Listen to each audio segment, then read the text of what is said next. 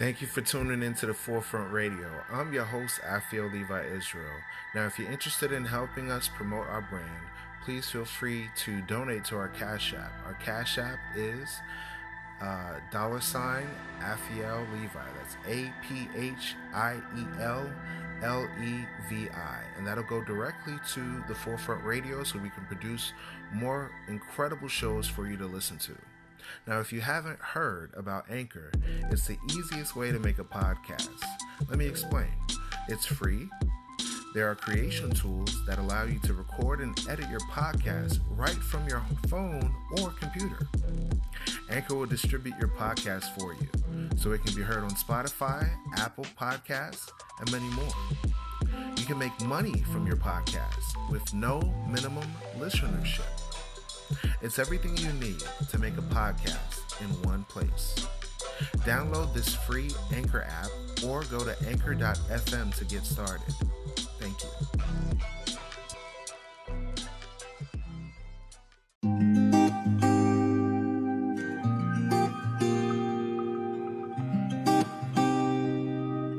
So it is absolutely imperative that we have a vision beyond where we are. That's what growth is all about. That's what expansion is all about. That's why you must always have your mind thinking forwardly. That's why the scripture's saying what it's saying. Read it again, Captain.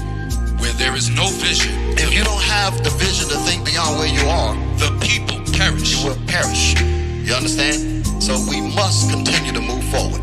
We must continue to move as one, move within the program and the guidelines that this Bible has recorded. Y'all understand? Yeah. Hey, Israel, where you at? I say, Israel, where you at? Yeah. We on the ground trying to take across the map, waiting for the Lord. Yeah. We know that he coming back. We just gotta hold on. We just gotta hold on. We just gotta hold on. We just gotta hold. Yeah. I know you can't wait. Like someone tell me how much can a man take? Apply the pressure, let them know you can't break. Yeah, I know you're tired. You wanna give up, but you can't. You just gotta hold on. You just gotta hold on. You just gotta hold on. You just gotta hold. It won't stop. If I'ma do this, I'ma give it all I got. The last bullet, all I got is one shot. I'm trying to make it in, so you can see me on top. I'm trying to get my roll on. These demons trying to get my soul on. Edom got me in a hole, Lord, and he ain't trying to let me go. I know it's tough, but it ain't no giving up. No, you gotta hold your head, young king. Don't ever show him any fear, young king. Living out the scriptures, losing family, but not to a hearse. I know it hurt, but hold your head, young king. Cause it seems like they resent you when you show them the truth. And it's crazy how they reject it when you show them the proof. Speaking negative, no respect, it's like they want you to lose. But it's cool, you know what we gotta do. I said, Israel, you ready? I said, Israel, you ready? Israel, you ready?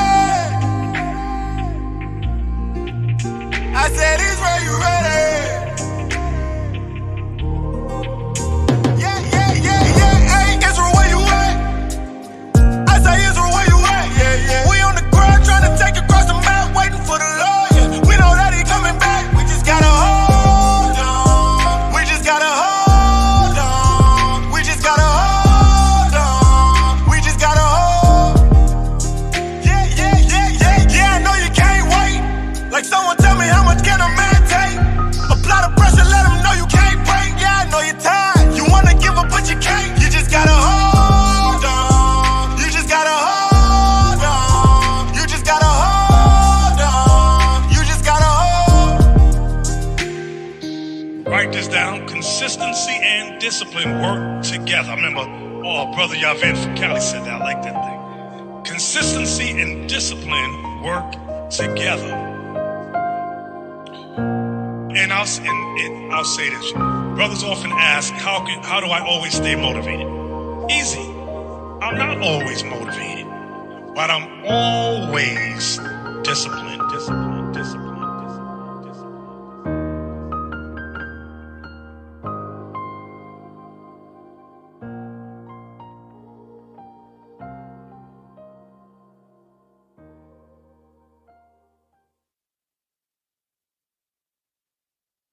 You are now listening to The Forefront Radio, where we discuss history, the Bible, the history of the Israelites, science, and other matters. Bring it out.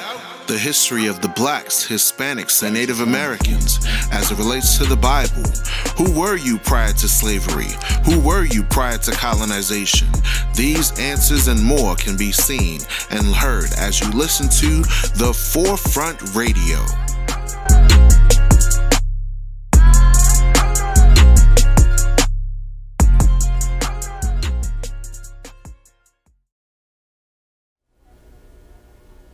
Hello and welcome to this special edition of Vibrations. I'm Raven Geary. Today on our program, one of the hottest properties making the talk show circuit, Sharazad Ali. An established writer indeed, Ms. Ali is best known as the author of The Black Man's Guide to Understanding the Black Woman. A very controversial and, if I may say so, a very critical view of life of today's black woman. She joins us today in our studio, and of course we'd like to welcome you today to Vibrations. Well, thank you, Raven, for inviting me. Basically, it's your premise that the black woman is out of sync with the natural order of things. Can you explain that? Well, it's a very sensitive subject, and certainly I believe that I have tried to approach it from a very sensitive angle. What I have actually said is that the black woman's disrespect and rebellion against the leadership and the authority of the black man is a direct cause of the breakdown in the black family structure. It's not an attack on us as black women. It's just saying that in the breakdown of any relationship, both parties have to take responsibility. And as black women, we have been protected and insulated from any kind of examination about what our share of the responsibility is in the breakdown of the black family. My book represents the first platform, certainly, that the black man has ever had to air his grievances about the black woman, because no one would ever listen to him. They have only listened to us. Can you tell us a little bit about the book itself? What brought you to this point of having to sit down and use your pen to write this book? Well, actually, it was my first book. In 1985, I authored How Not to Eat Pork or Life Without the Pig. And at that time, I was going around doing what I was calling Get Off That Hog lectures. And during my travels, I noted that I would take the microscope and show people how you can't kill the trichina worm in pork by cooking it. Heat was not destroying the worm, and I would show them, the difference, and demonstrate how FDA was now using radiation to try to kill the worms in pork because cooking was not working, which is what we had always been told. And during that time, a lot of black men were in agreement to get off eating pork. They wanted to change their eating habits, and they were happy to find out some information that might possibly save their lives. But it was black women who were the most adamant, who refused to change meal planning techniques, seasoning food, cooking techniques. And so I said, it's interesting. I said, if we are refusing to provide the black man with the proper physical food when we know that food is what sustains life, then what else are we withholding from him? Possibly there are some other areas, emotionally, spiritually, psychologically, that we are affecting his behavior by what we do or what we withhold and refuse to give. And that led me to try to find out. We've always heard that the black man leaves the black family, abandons his woman and children, won't take care of the children, won't work, stays out all night, turns into a drunk, takes drugs. We've heard a lot of negative things. Most of them are true. But I wanted to find out what happens before he gets to that point. What leads up to the breakdown? We've never gone back to try to find out what happens in the relationship between the black man and a black woman that makes him go off and do all of these bad things. To assume that this is just normal, natural behavior for black men would be to assume that he is naturally bad. And I do not believe that the man that God gave to us as a mate is a naturally bad person. And so I wanted to try to examine what goes on with him. What's his side of the story? Did a black man ask you to write this book? Oh, no, certainly not. I think they were just as surprised as black women.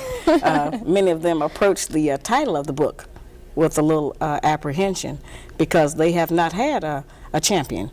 We have never had a black woman who actually stood up and said, I'm standing up for the black man's side of the story. We know what our side is, and both sides are true.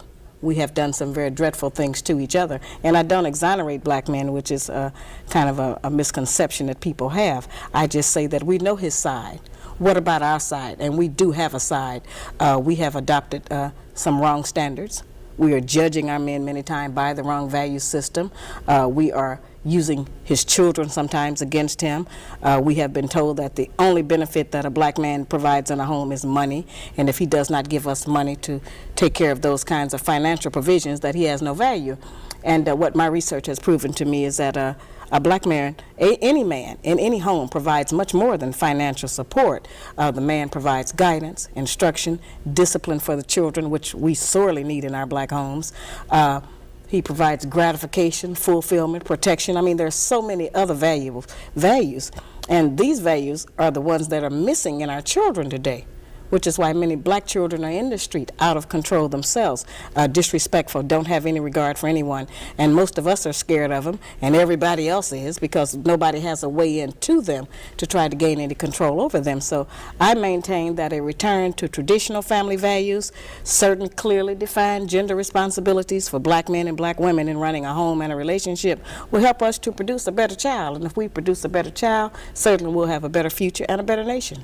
And saying all of this, and as calling yourself a champion and having, if I may say, the courage to write this book and stand by it, you've caused a stir. This book is very controversial. What are you hearing from public reaction? Well, I don't think that it's an issue among black women about whether or not the book is true or not. The issue is that I was not supposed to tell.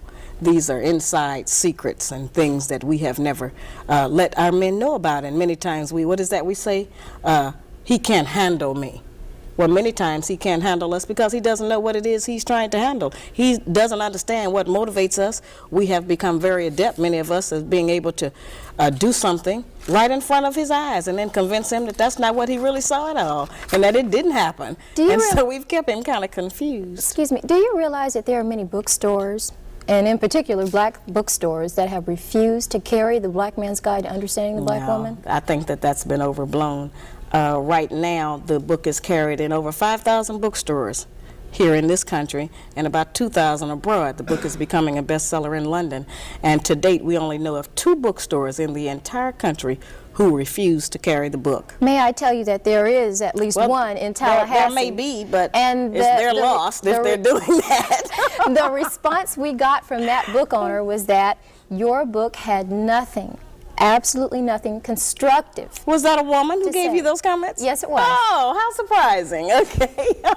Let's talk about some of the things that seem to be upsetting people, or that people are talking there about. certainly have been a lot of things taken out of context. Anyone who's ever looked at me or seen, witnessed some of the talk shows, they actually exploit a lot of issues. They take them out of context. They want to sensationalize them to build up their ratings to have a good show. So I really appreciate this opportunity to just sit down and have a fireside chat about the book. Well, I'm glad you're without here. all the fireworks and everything. You say black women, and I quote you as saying, nag, nag, nag, and that we are essentially responsible for pushing our men away by doing so. A lot of times we take a position because of our own emotional mechanisms. We harass our men too much. We nag our men too much, and we keep his mind and his head so bundled up and bogged down with all of our personal idiosyncrasies about our day-to-day personal relationship with him that a lot of times we don't free his mind up to go out and to plan sanely for our future and for the future of our children. Many of them come to us every day and they almost have to do a wind test. They don't know what's going on. They don't know who they're going to meet because we have a lot of reactions. We tend to think as black women that a successful relationship and one where we're happy is one where everything goes our way. And the first time it goes another kind of a way, then we go into hell, turmoil in our brain, and we start deciding, oh, I've got terrible problems with this man. He won't do what I want him to do. When our men have a side. Let me give that side according to Sharazad Ali, okay? You say in your book, okay, let's get and I'm quoting you, okay. The black man in America is the only male on earth, including every continent, who is disrespected by the women in his nation. That's true. This situation does not exist anyplace else among the billions of people inhabiting our planet except here in America. That's right. The other black men, the yellow men, the red men, the brown men, and the white men are all honored and respected by their respective nations. All other women recognize and accept that the man is the authority, the ruler, and the leader. Only here in the United States, in the black nation, scattered throughout the United States, is the black man neglected. That's pretty powerful. And it's absolutely true. We have been displaced a lot of us don't really understand what slavery actually did to us and how much psychological trauma it did to us regarding what our proper roles are with each other, what our responsibilities are as man and woman in our various communities and relationships. We have never been debriefed from slavery. Not really. We have just, we know we had that history, but we don't know how it affected us. We don't know how much of our actual culture we lost, how much of our ideas were taken from us. We know that our religion was taken from us. We know that our names were taken from us, but we don't know how many other standards of day-to-day life have been removed. And while we have adopted the American way of doing things, they have not worked for us because we have a very special situation. We are not the same as everyone else. And a lot of the people who want us to pretend that slavery didn't exist or to forget about it, they've never been a slave. So they don't know what we're going through. They don't know what this has done to us. It has made us as black women insecure. Why not? Well, okay, well, if that's true, why not take up for us? Why not write something that says we need that? We've had everybody to take up for us, and we've always had books about black women, how great and how strong we are, and we are that. I'm just saying that we have used our strength in the wrong direction. We have used it against our men instead of standing up for them. And if we start to support our men and to speak a good word for him publicly, then so many people won't be able to come against him and tear him down. And he won't have to feel so frustrated, and he won't be outside away from us looking for peace of mind with women of other nationalities, because we actually want our own black man. We need him back in our homes, and we want to have one. We're just living in a culture where they're trying to convince us that not only do we not need a man, but there's some other options to having one. And those options mainly are celibacy or lesbianism. There's an old saying that says, charity begins at home and spreads abroad. And Absolutely. in your book you say that we are not bringing up our daughters and our sons in a correct manner to respect their fathers. No, we're not. Unfortunately, as I say, since money has been used as the measure, many times if a black man does not have money to give us, we won't even let him see his children. We won't let him spend any time with it because he does not give us whatever the child support is. And I'm not saying that we don't need money to raise a child, but I try to explain to black women that raising a child consists of much more than feeding, clothing, and sheltering it. That's maintaining one. To raise one, you need a return of the parental coalition of the father and the mother to put the proper values into the child. Many of our boys, when we raise them alone, they grow up with the female emotional mechanism. They are suspicious, they are doubtful, they're disrespectful of womanhood, they are bitchy, they can't make a decision. And many of our girls who grow up in a home where there's no man present, they go out into the world and try to mate. They don't have any idea how to live with a man day to day, how to prepare a proper meal, how to be a mother, how to just be in love in the home. Most of what our people and our children especially have learned about how you have a relationship, they learned off of television. And television doesn't represent our needs. And so a lot of the confusion has come, from outside agencies that we have not recognized just how detrimental it has been to us as a people. Can I play devil's advocate for just a moment? Well, I wish you wouldn't, but I know you must. Go on. What if I am a good wife, his home is clean, his kids are fed, I'm making sure they're well educated, I help them with their homework, I'm a good lover in bed, I help him with the finances, and I say, look at that, he still took a walk. Well, that's something else that's been confused about my book. I advise black men and black women. I certainly tell men that if you are with a woman who you have been with for 5, 10, 15, 20 years, 6 months, 2 weeks, whatever it is, and that woman refuses to cooperate with your ideas, does not want to get with your program of right, whatever it is, then I tell those men, get rid of that woman and get another one. And I tell black women the same thing. If you are with a man that you cannot be in agreement with, then get rid of him and get with a man that you can be in agreement with. If the man you're with is not treating you the way that you want him to, and you feel that you have put in enough time to demonstrate your commitment and your sincerity of efforts to try to make the relationship work, I don't tell people to just stay in that relationship. I'm trying to teach us that we waste a lot of time being angry with each other and being dissatisfied in relationships. Get out of it and get with one where you can be happy. You say that the black woman would like to be a clone of the white woman.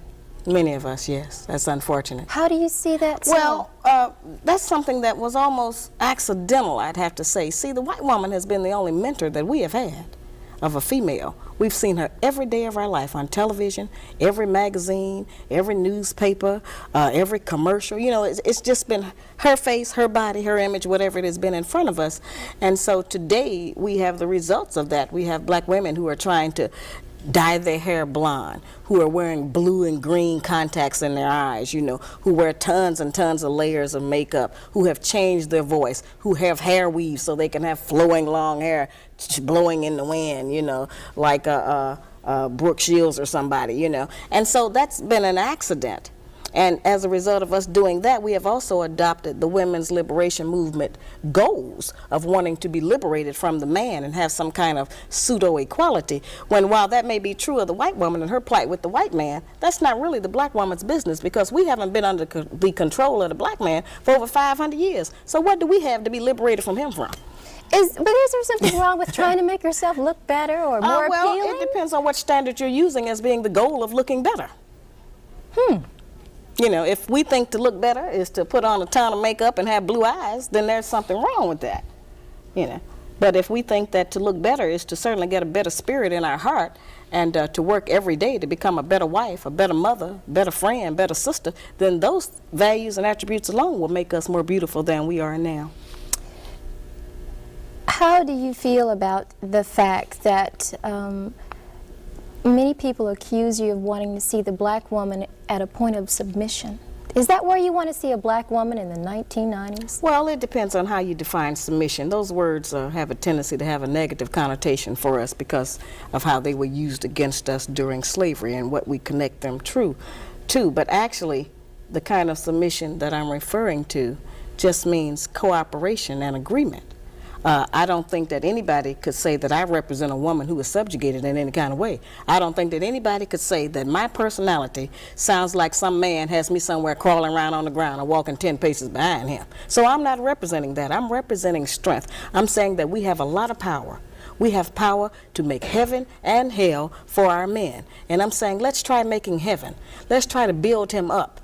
If a man has his woman behind him, he will believe he can do anything. And all we need to do is to get our men to believe that they can do anything. And he'll be able to, do much better than he's doing now and come out of the pitiful condition he's in. As I said, I'm not exonerating him. I'm just saying that all of that strength that we have, let's use it in a more positive way instead of just going for self. Nobody told us that all of that being my own person and I'm independent would lead to separation and loneliness. But that's what we had to trade for that. In order to have certain kinds of success, we had to give up the man because we can't find a man who will compete with us on that level. As I said, we say he can't handle us or he's intimidated by the fact I make more money than him.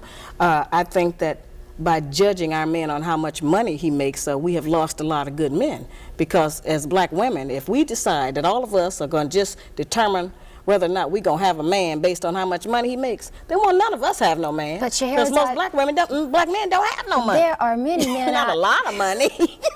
There are many men out there who don't want a woman. That's absolutely true. Who is not gainfully employed. That's This true. works both ways. And one of the things that I have always explained about that, Raven, is that for my lectures, which I do all over the country so I can give black people some ease and take some of the hysteria out of our communities that the book seems to have caused, I have security guards. Not because of black women. We're going to do just what we do. We're going to fuss and we're going to cuss or do a little something, But I have it because of black men. Because the black man's guide to understand the black woman puts the black man on point. And it reminds him what he has allowed to happen to his woman and his family. Many black men become intimidated. They don't want to take responsibility for their women. They don't want the challenge. They don't want to be put on point. So they become overwhelmed.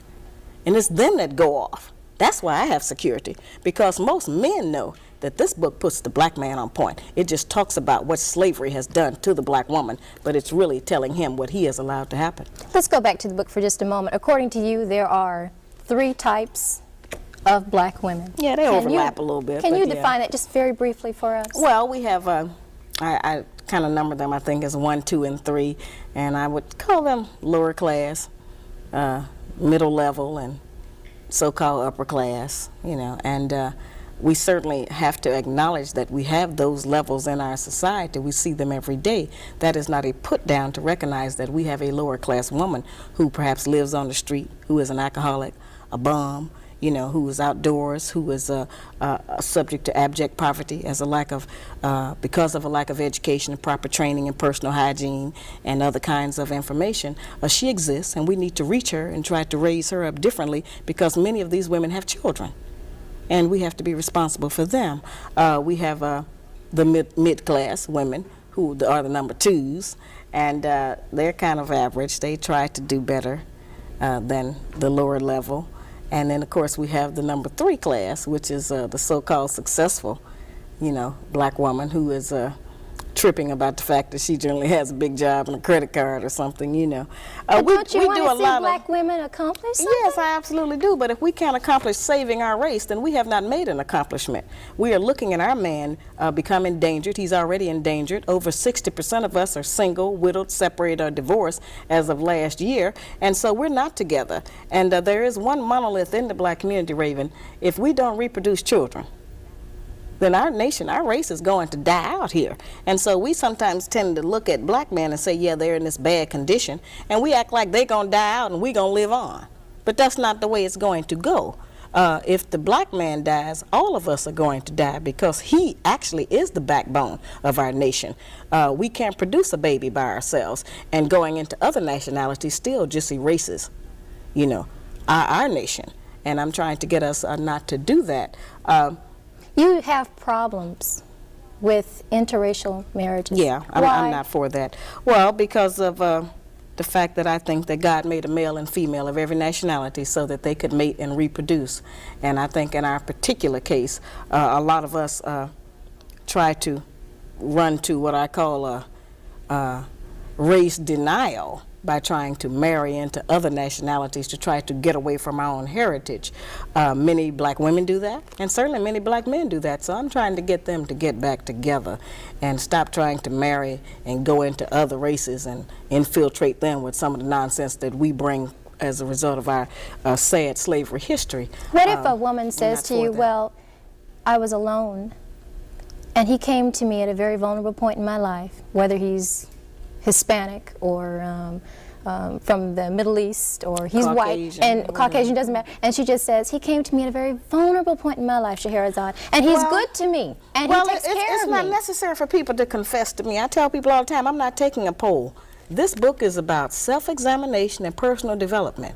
And if after reading this book, she thinks that she is still in the right place, then I don't have any control over that. I'm not out here as a judge. As I said, I haven't set myself up to say I'm the perfect black woman. Everyone should be about me. I have the same problems that all the rest of y'all got. I'm just trying to work with it, and this book is so brutally honest. We've never had anybody just straight talk to us about our personal problems, what happens inside the black home after the door is closed. And we have had a tendency to think that it's some kind of secret, that nobody recognizes, that we don't get along. And we tend to think that somebody is going to pick this book up from some other nationality and think that all black women are like the women that I describe in this book. That's totally impossible, because the things that I describe are visible and they're audible. You can see them or you can hear them. So nobody's going to mistakenly think you do these things if they don't see them or hear them coming out of your mouth or out of your actions.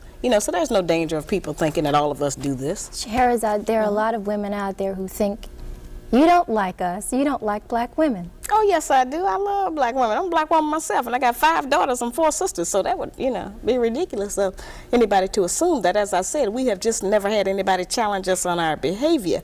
We've never had anybody to say, well, let's look at what we do. We know what he does, and he's wrong in a lot of what he does. But his wrongness, his guilt, does not ensure our innocence. We have a share in the problems that we have in the black community. And just because we are dressed up and have a job does not mean that we don't practice some aberrant behaviors that end up infecting our homes and breaking up our relationships with our men and helping to hold him down. That's all I'm saying. So everyone can look at themselves. Every man can look at his own woman. This book has brought a lot of people together. This book has reunited a lot of couples who now understand what happened in their relationship. It's required reading in 15 historically black colleges and 10 white colleges. Everyone must study what slavery did to the black woman. We have never looked at it as an independent study. May I ask you, on what do you base your information? Just research. Being a black woman myself, living here in the country, and I interviewed over 3,000 people. I interviewed 379 black men who were married to or dating white women, over 100 black women who were married to or dating white men, and a little over 2,000 black men and over 1,000 black women. And what I found is that we don't have a control group. There was no point in me listing all of their names because we don't have one set of Negroes that we could point at and say, okay, well, this particular group is not affected by slavery. All of us are affected by it. We just have not been able to identify the manifestation of that behavior and be able to trace it back to what the root was and how we got that way. A lot of the behavior we practice because it's trendy, it's popular in this country, and so we think that that's just the thing to do. Do you fault the black man for anything? Yes, absolutely. Briefly, I fought what? him for lying. For lying? Yes. About? All kinds of things. He won't tell us the truth about his life because he knows that we can't handle the truth. And so he will lie to us about his activities and his life because it preserves the peace for him, he thinks. But we know that lies don't build a relationship. They create doubt, suspicion, and fear. And then we exhibit those behavior traits. And fear in the female is always translated as hostility. And so, see, it's a locked-in circle that I'm trying to get us to look at, how these things are connected and what they produce. A lot of the anger and frustration we have at each other is really not even at each other. It's about our conditions. It's about something that's almost been genetically sent down through our womb because our men were not able to protect us. They were not able to keep the slave master from snatching our babies out of our womb, to allow us to have food or clothing. A lot of different kinds of things that happen to us that just make us tremble. They make us frightened. And so now it's to a point where everything that the man does, we have our total emotional balance, our self-esteem, our self-respect, everything that we stand for as a female, we have it tied right now to our men's genitals. And it depends on what he does with those about whether or not Let's talk about that for just a moment. See, this is an intense topic. Yes, I just never is. get a chance to explain One thing that I read over and over again in your book was I know what that is. regarding infidelity. And let me just make this here. You say in your book, there is no history of the black man settling down with one woman Right. and never desiring to have another, before Right. slavery, during slavery, or after slavery. That's the black just the man truth. has never been recorded to have just one woman. Right. Well, I think there's some actual facts we can look at on that. Monogamy has failed for the white man in America. But this is like saying it's okay. It's not me saying it's okay. This is how they're living. I'm giving you the history of what their life is. Black men haven't been waiting on me to tell them it's all right to have more than one woman. Neither have white men. You know, this is just what they do. I'm not talking about fornication and adultery. I'm not talking about one-night stands and running around rampant with other women. That's not the kinds of when I say more than one woman relationship. I mean that before we came to America, our men had more than one wife and family. And we were satisfied with it because we had not met the monogamy idea. We had not met the American white woman who, you know, insists on certain kinds of values in her man. We had not learned envy and jealousy. All right, after coming here, those kinds of ideas were bred into us because of society and the mores that the Americans made up here. And so then we started to have problems with that. But I think that since it is apparent that most of them, not all of them, it's certainly up to the man, do love more than one woman. I got tons of mail. A lot of black men write and tell me that they have had two women for 5, 10, 15, and 20 years, and they can't even get the women to speak to each other. Sometimes they have two families, Would I two want sets of to, but children. Sharazad, would I want to talk to a woman who's sharing perhaps the bed and the money and the social life with who I would deem as my man? If you want to deal in reality, and if you are not insecure, and if you don't think that that robs you of something, you would want to know them. If he loves her, you certainly should want to know her. There are a lot of black women out there who say, Oh, I know "Sister, they're mad about that idea. I understand, you know. That And would that's never not hold easy. water. Wait a minute, that's not easy. And that's a frightening thought to most of us. And I don't like that. I'm not for that. I'm in agreement with everybody else. Our men ought to just have one woman. But that is not the reality. I'm trying to get us to deal with some reality for a change. Stop dealing with fantasy. Stop dealing with television. Stop dealing with imagination of how we wish things were. Let's deal with them how they are, what it is, present tense. And but if we because deal that's with that, happening then, doesn't mean I have to like that or no, want that to means accept that you can live in hell. That means you can live in doubt. That means that you can always be checking on your man. That means that you can be insecure and be, you know, tearful. And that means you can be disappointed when you find out the real truth. And you don't want to have that in your life. None of us do. But in order not to have that, then we have to deal with some reality. and recognize that men are not limited in the way that women are. Men are able to love more than one woman. I'm not talking about, as I said, just a random sexual relationship of fornication and adultery and all of that. I mean that there are many black men who have children by more than one woman. What is to become of those children? They need their father. Now, you say that once these relationships don't work and they start breaking up or things start going bad at home, you say, she will cry and seek sympathy. During this period, the black woman will remind the black man of everything she has ever done for him. Yeah, we do that. She will try to make him feel guilty and ashamed of his decidedly outrageous behavior. Absolutely. She'll let the house go, and I quote you, to hell. That's right. She may stop cleaning, ironing, washing, and cooking. And we neglect withhold his place. sex. That's a real tool we use. We do that. But if to you would express cheat our on me or dissatisfaction. walk out Well, on me... see, that's what I'm saying. We have to get into definition. Who told us that was cheating? Where did that idea come from that that's cheating? And I'm not saying that a lot of men are not just running around. I'm not talking about that. But if a woman finds out that her man has been with a woman while she's been with him for 3 or 4 or 5 years, that's a serious commitment and relationship.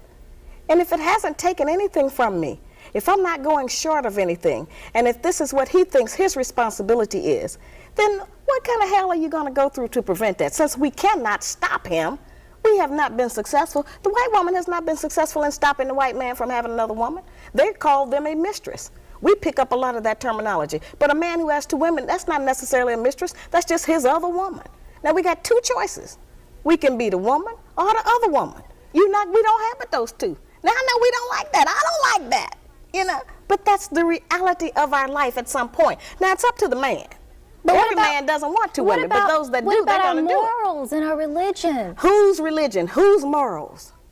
Not our religion, because we're not practicing the religion of black people anymore. That was taken from us. We don't have our morals anymore. That was taken from us. So whose idea are you representing when you stand up for those values? Not ours. Somebody else's. Some other nationality. And it may work for them. But it doesn't work for us. It hasn't worked for anybody, really, but nobody wants to deal with the truth. Monogamy was only created because of the economics of it. The Black Man's Guide to Understanding the Black Woman has been out for, what, over a year now? March the 20th will be the 1st year anniversary. And for that anniversary, I'm releasing my new video. And the video is called The Black Man's Guide on Tour. And it is exciting. I would assume it's pretty hot. Yeah, it's hot, I tell you. After writing this book, just take a moment before you answer. Okay. Do you regret anything about what you wrote? If you had the chance to do it all over again, would you perhaps soften some of the things that you said? No, that doesn't require any in-depth thought. I've been asked that a lot, of course. No, I wouldn't, because see, we always want some kind of instruction and help to come to us that doesn't affect the status quo. We want somebody to tell us some information or give us some instruction that doesn't require us to change. Okay? This book requires change. And one thing this book has done that I have really been pleased with, it has certainly reopened communications. And a lot of us as black women, because of what here seems like it's just so radical, are willing to make a lot of concessions now and cooperate a lot of other kind of ways to keep from having to do any of these things that I list in here. So I have letters from black men who just write and say, listen, thank you, my wife is cooking better meals now. I have letters from children that say, thank you, my mother quit her 2nd job, she's home with us now at night. I have had black men walk up to me on the street in New York and reach out to shake my hand and say thank you and just burst into tears and say thanks, hey, I thought I'd never live to see the day. Not to jump on your case or anything here, but just to say in defense, how many of those women are afraid of an open-handed slap in the face? You've been accused. You know, that's a terrible thing. You have been accused of advocating violence. No, see, that's a misconception. I'm trying to stop violence in the black community. Now, we know, Raven, that domestic violence is at an all-time high in the black community. Black men currently are kicking us, blacking our eyes, knocking our teeth out, stabbing us, shooting us. They're doing a lot of horrible things to us. All right, so what I'm trying to do is to put some direction on that. One of the problems we have is that we don't know that change happens in degrees and stages. So if we just tell our men, don't hit women, they're They're not going to do that any more than they're going to say no to drugs. You know, that doesn't work in that way, just to give that kind of instruction. So let's first put some controls on it. Let's get our men to recognize that they don't have to go off and brutalize us with their fists and hit us with weapons and kick us in the stomach and hit us in the breast. But it's okay for him to hit me with his hand? Wait a minute. I'm saying that if I can stop black men from kicking and shooting and stabbing and stomping black women and get them to just lightly tap us in the mouth, I will have saved a lot of lives and preserved a lot of families. What kind of logic is that? Well, they're not going to stop doing it completely. Now, let's deal with the reality of the statistics. You know, 40% of our women are brutalized. So I'm trying to get the men to stop doing that to us. The Red Cross suggests the same motion, and nobody's ever jumped on them. If a person gets hysterical, you slap them in the face to bring them back around to reality. And I'm not even saying a hard slap. And let's go over that, because that's something that's confused all over the country. I'm so tired. That's the national anthem of black women. Now, at first I thought they were really upset, but I think it's been kind of a smoke screen. They're trying to use that to get black men not to read the rest of the book. Okay, this is what it says. If the black woman is brutalized repeatedly, the relationship will fail, and the black man will possibly be arrested and charged with cowardly abusing a woman. This is not the goal. Make no mistake about it. No black eyes, no punching in the stomach, the breast, no stomping, and no uppercuts. Analyzing the options available to the black man when the black woman's mouth, verbal abuse has been proven to be just as violent and harmful as physical abuse. When her mouth becomes uncontrollably disrespectful, they total only a few. He can walk away from her, leave the house, and get drunk. We know men do that. He can go to his other woman and complain. He can quit the relationship, leave the woman. He can try to argue back and lose. Nobody can out-argue us, okay? Or he can seek counseling or sympathy from friends. Now, those are the only options any man has when a woman is running off at the mouth to him. Or he can offer her a sound, open-handed slap in the mouth. That doesn't go from point A to Z. There's a lot of other options in there that our men use. I'm just describing what happens. Ordinarily, when he gets to that point 6, it's not a slap, it's a brutal hit with a fist. I'm trying to stop him from doing that to us. And I'm trying to get us to control it differently. No kind of violence should be advocated. Well, that's not advocating violence. The violence is already going on. I'm trying to stop it. I'm trying to put some controls on it. Sharazad, and that's something that people don't understand. You are a mother. Yes, I have 12 children. How would you feel if your daughter called you at 2 a.m. in the morning and said, "Mom, he hit me"? Now, you're a mother now. You're a mother. Well, I'm not emotional like that. I'd have to say what happened. Put him on the extension and let me find out what happened. There are many women out there who would like to know, are you married? Of course I'm married. Yeah, now you know I'm with being with a man. I'm not ashamed to say I need a man. No, I need a man. I'm one of those women. I had to have a man. I am not ashamed of that. My first husband died in 1985, unfortunately, of a heart attack. And I have a new husband now. And I've given the children to him, and we're raising them. And he's a very beautiful man. He's not afraid of me. He's not intimidated by me. And he knows me, and he has read the book. Okay? He is in agreement with my campaign. And all of my sons are in agreement with this. I have 7 sons, and they are very beautiful and very talented, and it's very interesting to see how, as a result of me teaching them differently, the girls that come there, they don't run the same game on them. You know, like they can't come into our house with the mini skirts on. Mm-hmm. They can't come in with the skin-tight clothes on. You are Muslim, may I add that? Oh, of course, okay. But I'm not teaching our people religion. Okay. They already failed that course. I wouldn't dare try to teach black people religion. But does that influence the way you Well, Islam influences everything that goes on in the black community, because that's what we were before we were brought here as slaves. So yes, it certainly has influenced my life. Can I jump back? It's not a book on religion, and I don't bring it into it like that. I want to jump back for just a moment. You said there are 3 kinds of black women. Where do you fall? Probably somewhere, the categories overlap, probably between the 2, 3. And how do you criticize yourself? Well, as I said, I work every day to be a better wife, better mother, and I have not said I'm perfect. You know, I'm a victim of all of the things, just like all of the rest of us are. And I don't say that all black women do everything in my book. None of us have lived long enough to do everything in the book, but all of us do some of them. And every time that we do them, then it serves to break up our relationship and run our men away from us, when that's not really what we want at all. We really want him to run toward us. But sometimes we function in such a way that makes him be outside, looking for peace of mind with somebody else because we withhold the peace because we're mad at him about something, you know. I go around trying to tell black women, if one of the things we can do for our men is just smile when we see him coming. You know? If you get with these ideas, the first thing it'll do is relax the muscles in your face. You won't be so uptight all the time. It'll make you beautiful. What are you teaching your daughters regarding to this philosophy? That to be able to judge things on an unemotional basis, to try to go by the actual facts of what is presented to you instead of how you feel about it.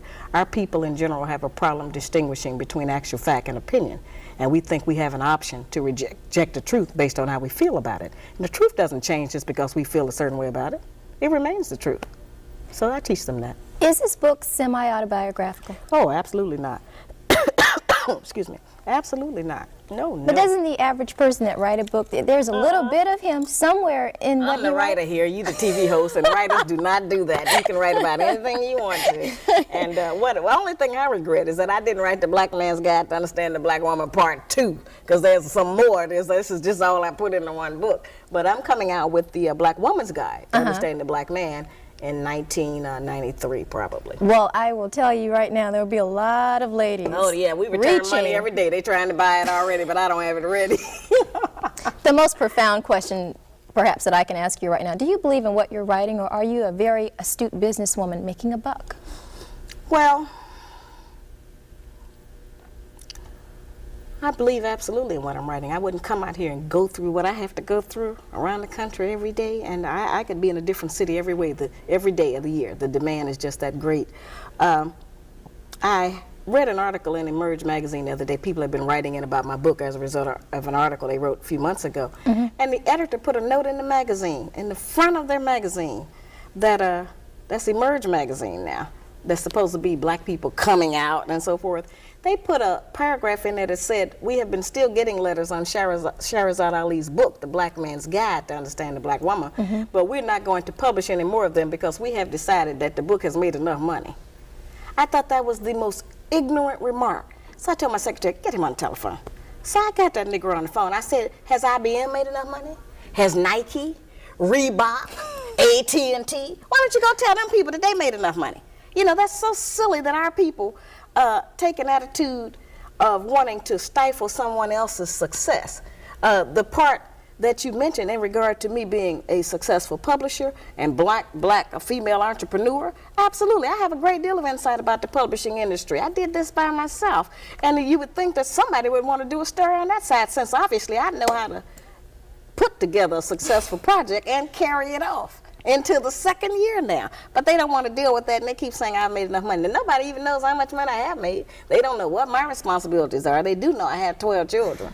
You know, but I thought that was such an ignorant remark for a black person to make, when all of the people who are making money off of black people in our community, where it's not benefiting us at all, it's not helping us to grow or to change or to be better, and they never get addressed, they never get attacked, but they keep saying to me, you know, that I have made enough money, and they don't even know how much. The irony in this is that you said you wish you could see more black women taking more interest in the home. Well, you are a businesswoman. You're traveling all the time. Who's cooking your husband dinner tonight? My husband travels with me a lot of the times. You all just don't know who he is because we can't let that out. No, he's with me a great deal of the time. I have a strong family, extended family structure. I have sisters, and my children are between the ages of 5 and 26. Now, if that 23, 24, and 25-year-old don't know how to take care of the children when I'm not there, then I have failed. But I haven't, because they do know how to carry on until I get back, you know. Have you met any one black woman that you do admire, who you think has done an excellent job? I admire a lot of black women all of the time. Marva Collins. I just made a huge donation to the Marva Collins Preparatory School in Cincinnati in memory of my mother. I've donated to a lot of organizations around the country, you know, to help black children. Mostly that's what I do. I don't donate any money that's going to be used for administrative costs. I don't do that. But if it's going to go directly to the children, I do that. A lot of black women. You know, we've done, as I said, I represent that great strength that we have. I admire you for what you're doing. It takes a lot of courage to bring me in on a television show and let me just talk. A lot of people wouldn't do that, you know, and I wish you success in your career. Thank you very much. After I'm gone. Sharazad, do you have an opinion of the white woman? Just that she's been an influence on us, and that not intentionally, she's just living her life. she didn't tell us to copy her, you know, but the way the society is set up, we have copied a lot of her ideas, and a lot of the standards she sets for the white man, we have tried to set them for the black man, except all of the things that are required for a man to have to meet those prerequisites, our men are kept from getting. You understand? So it's really a messed up situation, and so we make demands on our men that they just can't produce. You've been on the talk show circuit for quite some time now. 10 months. Do you find that even journalists and the highest degree have trouble remaining objective when they talk to you? Yeah, most of them. In fact, what they do is on the newspaper interviews, they sit there and they're so nice. Oh, they're so wonderful. And then I leave town, and then I get a copy of the story in the mail. Oh God, they roast me alive. You know. You write some pretty powerful stuff. It must be hard to even go in an airport. Well, sometimes. Well, Sometimes. it certainly has allowed me to be recognized. You know, people, because I wear these crowns, you know, they recognize me in a lot of places. But most of the time, which is a story which has never been told, there are so many black women who love me. There are so many black women who, in fact, next week I'll be going to Baltimore. And there's a group there called the Black Women's Consciousness Raising Organization or something. And it's a black women's group of 250 black women, professional women. They have invited me into their convention to be the keynote speaker. May I I say, got black women all over the country who are in support of this project. In fact, I just gave that lecture in Miami, and the man who invited me in was 78 years old. He said he thought he'd never live to see the day that the truth was told about our women. You know, he's a 78-year-old black man who is still in business. He invited me in. Most of the people at the lecture were women. Most of the people who bought 2 and 3 books for their sons were women. Most of the people that bought books for their daughters who were getting married were women. You know, so it's been distorted of who actually is supporting this project. We have 30 million people out here. About 15 million of them have jobs. About 7 million of them can read or have disposable income to buy a book. And I haven't reached the market that I intend to reach in order to actually get this message to penetrate into our communities. The book being required reading is certainly going to help us to face some realities. Our young people want a different life. They don't want the failure that many of us have suffered.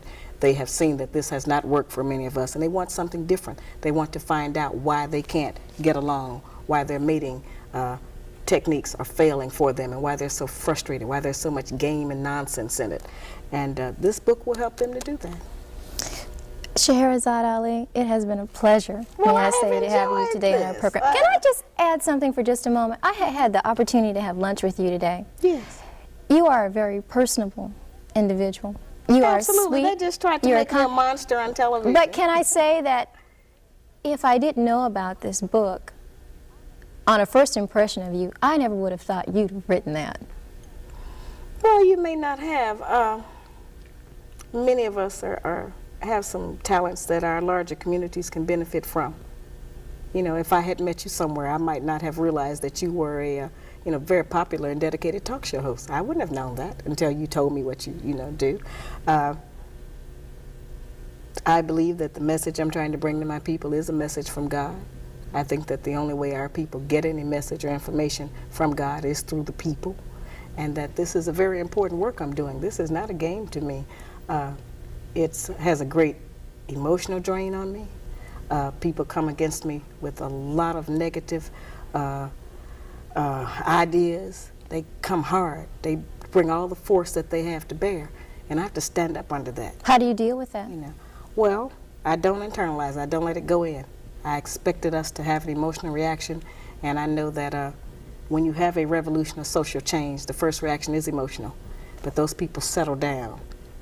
And so if I have to be the brunt of that in order for them to get to a better life, in order for us to have a better child, then I just have to take that. And of course, my own man has to absorb a lot of what I bring to him. Sometimes, every once in a while, somebody will get through, and they'll say something that'll, just be so penetrating, say, wow, listen at that. But I just don't internalize it, because I know that it's not me they really want to attack. They really want to just not have to take responsibility for their behavior. They don't want anyone to say that's wrong, because most of the negative practices we have, we've been doing them so long, we think that they are right. And so we don't want anybody to come out and say, you're doing that wrong. And we certainly don't want our man to say, that's right, you are wrong.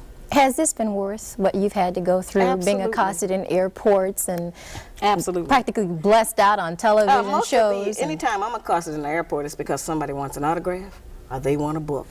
I mean, I've had an entire basketball team in LA, you know, they want a book or they want an autograph, but it has not been negative. And certainly, as I said, we can always dwell on that one issue in the book that people tried to bring up that's negative about violence. As I have explained, that's not what I was trying to do. And that certainly keeps people from understanding the rest of the book, which is calling on us as black women to bring some of that backboning strength that we have, some of that monumental dedication to the black family back to making a family. A family is more than a woman and children. A family is a father and a mother and children. You cannot deny, however, that there are many black women who have decided for whatever reason to go it alone and are successful in raising children who are not No, on they're not drugs. successful. Yes, That's not- wait. that's not Let me just make my successful. point now. A Who are child- sending their children to I college, understand. That's not who run a good success. home. I keep trying to explain that. Feeding and clothing and raising a child and making sure it's not on drugs and it goes to college, that doesn't guarantee that child any emotional success in their relationships in life. That just means they may be able to get a job. See, we have to look at even what the success standard is that we're talking about. That's not necessarily success. That doesn't guarantee us success. If we can raise up an emotionally stable child, one who knows how to carry on our black nation, who knows how to be a good mother and still perhaps contribute to the outside community, if we can raise up fathers who take responsibility for their children and who know that their presence in the home is a needed one if we are to survive, there are a lot of other things more important than us just getting a college education and a job. That does not guarantee the success of a nation. That guarantees a personal financial success, which is not the only thing that we need to revive our black nation. Let's talk about the future just briefly. What's up next for you? The video, The Black Man's Guide on Tour, which is coming out March the 20th. And hopefully by Christmas we'll have it completed. I'm working on a prototype of the Sharazad doll. And the Sharazad doll is going to be a little doll with a little lady with a little crown on. And she'll be holding a little black man's guide. And when you punch her on top of the crown, she'll give you a positive message. I love that. When I thought of that, I sat straight up in the bed. But she's going to do that, and I've been asked to come into the elementary schools more now. And so I'm starting to, as I said, if I could work every day of the year, there's a request for me to come out and talk to our people because they want some relief and they want some explanation. And most of our people are intelligent enough to know that just because of the popularity of this book, you know, our educational class has failed us because all of them together have never been able to bring one agenda to the forefront of our nation where all of the people are dealing with it, like this book has. The Black Man's Guide has succeeded in doing that. Our people are dealing with this all across the country, and it's becoming a crossover book. The white man says it's starting to help him with the white woman. So they're going to be in trouble too. It's not just us anymore. You will be going to Africa very soon. Hopefully, Nelson Mandela called me and he invited me to come there to Johannesburg. He says that they have a similar problem with the black women in South Africa and that many of them try to marry into the white race because they think it provides them with better benefits than staying with their men who are suppressed, you know, under the apartheid system. And I have been invited to London, of course, where the book is becoming a bestseller. I've even been invited to Ireland. They don't even have no black people there, but they say they want me to come over there and talk to the white woman. You know, I mean, I haven't been, this is a global project now. I just can't go everywhere. I don't have the energy all the time, and I can't keep dragging my children. And my own husband, you know, he's got some things he's doing that I, you know, have to work with him on. And so, but I try to, who I want to work with, actually, is the black woman and the black man here in America where I live. That's where I'm really doing my major work. And if I go anyplace else, it'll probably just be live remote television, you know, to someplace else, but I don't know if I'm going to really have the time to travel to those other places. Did you know when you wrote this book that it would take off like this? I suspected it would. It's new information. We've never had it. This is brand new information, and no matter what anybody else ever writes about relationships, this is going to be the standard by which it will be judged. I want to talk just a moment about something that I saw recently on television. Everybody has taken the opportunity to make their poke at you. Oh, yeah. Did you see, by chance, the skit that was done on In Living Color? Yes, I saw. What did you think about that? Well, you know, the phone started ringing off the hook. People were calling me from all over the country to tell me, did you see Living Color? And nobody knew how to react, you know, because they didn't know what my reaction would be, and they didn't know if I was going to go off, you know. I can walk around with a loaded gun sometimes, so they didn't know, you know, if it was going to be, you know. So I thought that was hysterical. That was the funniest thing I have ever seen, and it was a compliment because they could not have done that and been successful if they hadn't assumed that everyone, first of all, knew who I was familiar with the book. So, you know, that was excellent penetration, I felt, of the media. I had reached some goals. And I called him to thank him and told him that I wasn't angry. He wasn't sure if I was or not, but I just thanked him and I sent him an autographed copy of the book. That's all I did. But I thought they had me down pat, I have to say. Even your family thought so? Yeah, my son said, Mama, it was just like you. So we taped it, you know, and we have, it's been on a couple of times since they aired it because of demand. And we have it at home, and it's certainly one that we get out a lot of times when company comes if they didn't see it, and we play it because it was so funny. But it was just a takeoff, and so many people have been able to earn money. You know, this book has put the black bookstore on the map.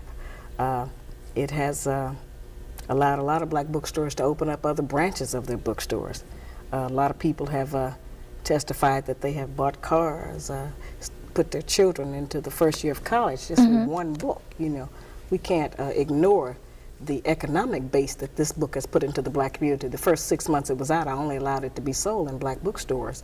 But then as I did more national television shows, we didn't have enough bookstores to carry it that were in the mainstream of cities, and so I started allowing B. Dalton and Walden and Encore and all of the other chains to carry it.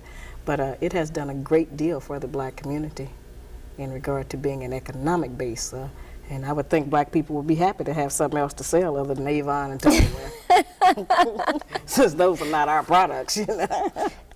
Let's just briefly, we're just about out of time, but I would like you to leave us here in Tallahassee, Florida, and the surrounding areas, the surrounding counties that can watch this program. What are some words of advice or wisdom or according to Sharazad Ali? Just the only wisdom that I can leave you is the information that's already recorded in most of our holy books, and that's that God made the man and woman to be together in unity. And so it is impossible for us as black women to attend church and say that we love and worship God when we disrespect our own man, who is in the image of God, because God is a man. And our men may be the closest representative of that kind of masculinity of God that we ever meet. And that we should stop using our children to punish our men. We should stop disrespecting our men in front of our children.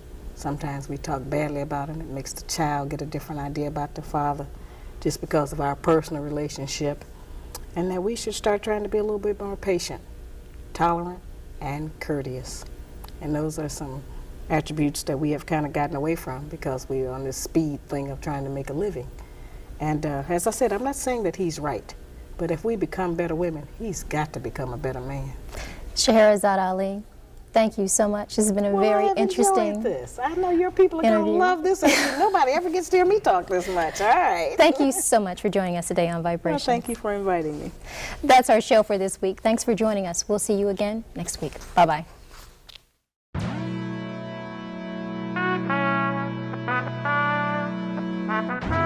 Yeah, I tell them the truth. I do it for my people, gotta represent, and everything else is irrelevant. I'm putting on the whole armor of God, and now I'm in charge like a phone that's on 1%. Came around a boat, but I'm leaving in a spaceship. A black man ruling this world is outrageous. All we know for dancing and singing on stages. My sisters is still shaking what they mama gave them. Damn, and I need a check, cause that's something I can't stand. A prophet always gotta take the matters in his hands.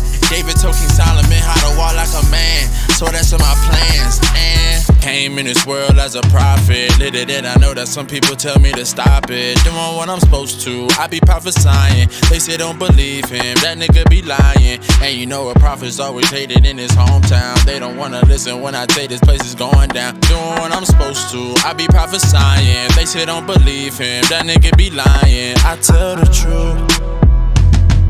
The truth, the truth, the truth. Yeah. The truth, the truth, the truth. Yeah.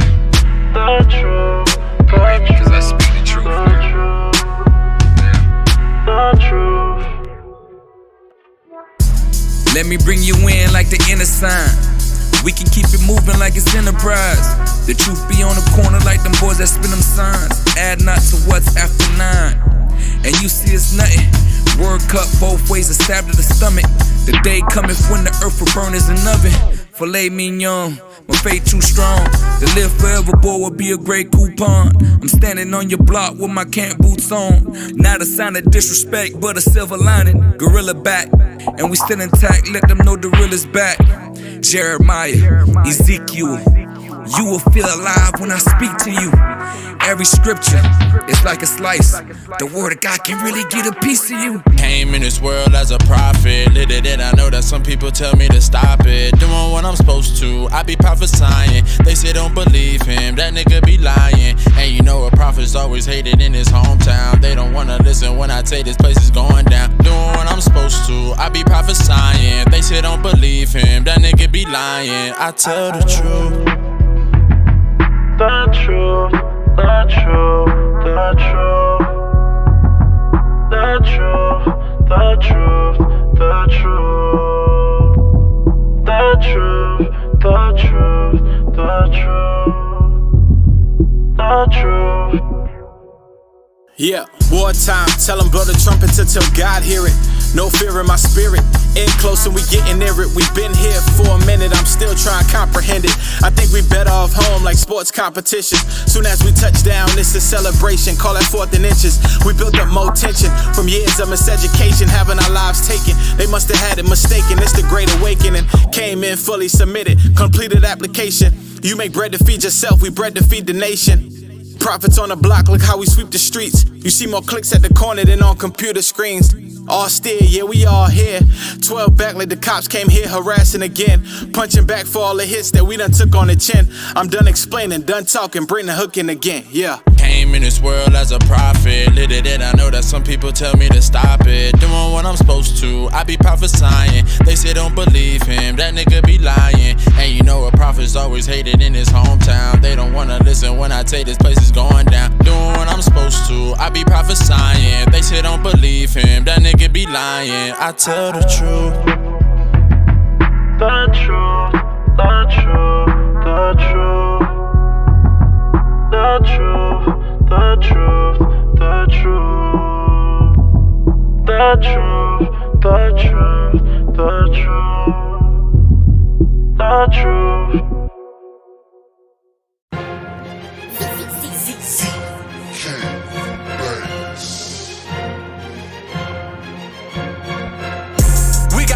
In the building, we got the guys in the building, got guys in the building. We do not care about your feelings, we do not care about your feelings, got guys in the building. We got the guys in the building, we got the guys in the building, got guys in the building. We do not care about your feelings, we do not care about your feelings, don't care about you. With scriptures we shake and bake, march around Babylon, make it quick. My people, they see us, we make them say, the guns I come back to come say that they make them pay. That's what the Bible say. G is for greatest, O is for overkill, D is for dominate. F for superior, yeah, but we winning still. You heathens, you making me mad. So I'ma go out and prophesy. Esau wanna be us so bad. Your DNA full of lies. Stealers, the branders, the sellers, the killers. You teaching your offspring not to be with us. Today is new day. I can read. My God and my Bible resembling me.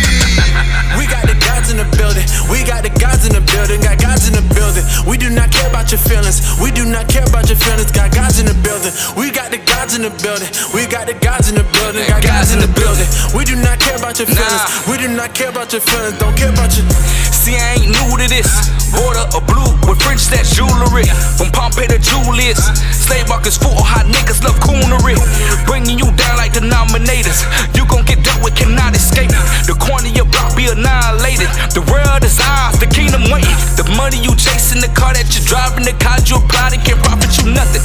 in the building, the reason you hiding the lies that you're teaching cannot save nobody.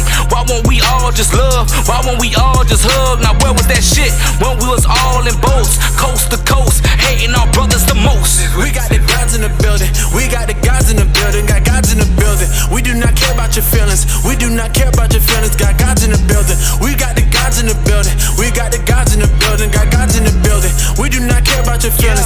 We do not care about your feelings. Don't care about your. My people visual. I guess they lost all they vision though. What's the residual? We got nothing back, we ain't stick to the principle. Don't let them riddle you. We do it big and they do it minuscule. They placing a hit on you. They finding ways to try to get rid of you. Eat and behave. Stop finding out ways to put us in graves. I am too grave. Obadiah, yeah, let's turn to the page. Read it and weep. Bunch of dead bodies out on the street. Who's that just came out of Basra? He came out of nowhere just like a thief. We got the gods in the building. We got the gods in the building. Got gods in the building. We do not care about your feelings. We do not care about your feelings. Got gods in the building. We got the gods in the building. We got the gods in the building. Got gods in the building. We do not care about your feelings. We do not care about your feelings. Don't care about your. We got the guys in the building, got the solutions to stop all the killings. We go to the sick and we give them the healing. We very heroic but labeled as villains. The guys in the building. Better yet, we on the block with the killers and the thieves. Get your thesis, rip the pieces. As we move the minds of our people, no telekinesis. We young and Shemitic, you might not get it. The blood of the prophets is in our genetics. Our enemies look so pathetic. Pull a script on apologists and make them look so apologetic. Oh, clap our hands, shout unto God with voices of triumph. Give praise to the King, the God of our God, the leader and ruler of Zion. Guys in the building. We got the gods in the building. We got the gods in the building. Got gods in the building. We do not care about your feelings. We do not care about your feelings. Got gods in the building. We got the gods in the building. We got the gods in the building. Got gods in the building. We do not care about your feelings. We do not care about your feelings. Don't care about your. We got the gods in the building. We do not care about your feelings. We got the gods in the building. We do not care about your feelings.